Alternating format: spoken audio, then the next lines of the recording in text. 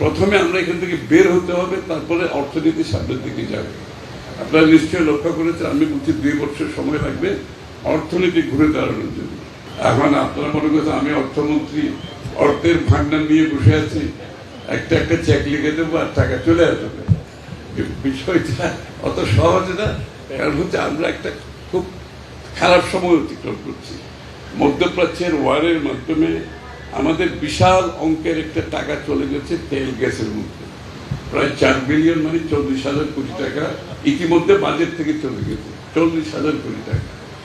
এর আগে আমি আর কি বলবো, আমরা যেটা পেয়েছি বিগত সরকারগুলো থেকে সেটা মাইনাস মাইনাস অ্যান্ড মাইনাস, এখানে যোগ কিছু নাই, সবগুলো ঋণাত্মক। এখানে এইগুলো আবার মেকআপ করতে হচ্ছে। এমনকি অনেকগুলো বিল পর্যন্ত পেমেন্ট করে নেই তারা। পাওয়ার সেক্টর, এনার্জি সেক্টর 50,000 কোটি টাকার মতো বাকি রেখে চলে গেছে, মাশাআল্লাহ। এগুলো আবার সব পে করতে হচ্ছে। সুতরাং একটা বিরাট মানে অর্থনৈতিকভাবে একটা ভীষণ আমরা ঋণাত্মক অবস্থায় আছি। এখান থেকে প্রথমে আমরা এখান থেকে বের হতে হবে, তারপরে অর্থনীতি সামনের দিকে যাবে। আপনারা নিশ্চয়ই লক্ষ্য করেছেন, আমি বলছি 2 বছর সময় লাগবে অর্থনীতি ঘুরে দাঁড়ানোর জন্য। সুতরাং এখানে আমাদেরকে আপনাদের দাবি দেওয়া ঠিক আছে, আমার যতটুকু সম্ভব, যেহেতু আপনারা ভালো করছেন, কলেজ ভালো করছে, হসপিটাল ভালো করছে, তা আপনাদের হয়তো যৌক্তিকতা আছে কিছু আর্থিক সুবিধা পাওয়ার জন্য, সেটা আমি চেষ্টা করব। এমন বলতে পারবো না, চেষ্টা করব সহায়তা করার জন্য। যেহেতু আমি মনে করি হসপিটাল না, নার্সিং ইনস্টিটিউট খুবই আসতেছে, নার্সিং ইনস্টিটিউট প্রয়োজন। মেডিকেল, আপনারা কি মেডিকেল টেকনোলজিস্টদের জন্য কোন ইনস্টিটিউট করেছেন না করেন? হ্যাঁ, মেডিকেল টেকনোলজিস্টদের জন্য একটা ইনস্টিটিউট করা দরকার। বাংলাদেশে কিন্তু টেকনোলজিস্টের বড় সমস্যা, মেশিনারি পড়ে আছে, কোনো কাজে আসতেছে না।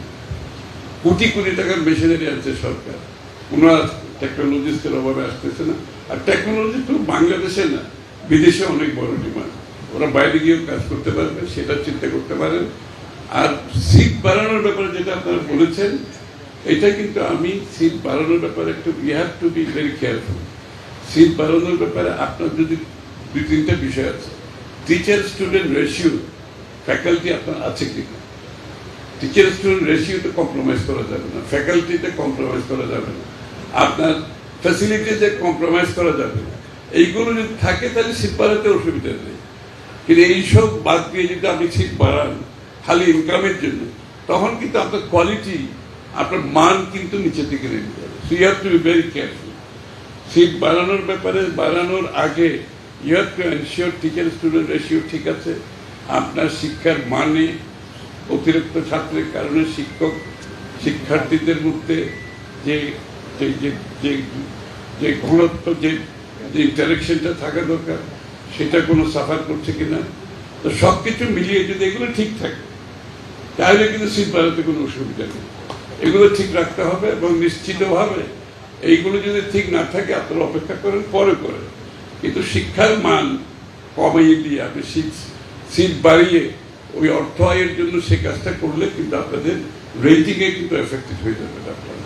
আর যদি সেটা করতে পারেন, সিট বাড়ানোর বিষয়টা আমি দেখবো, কোনো অসুবিধা নেই।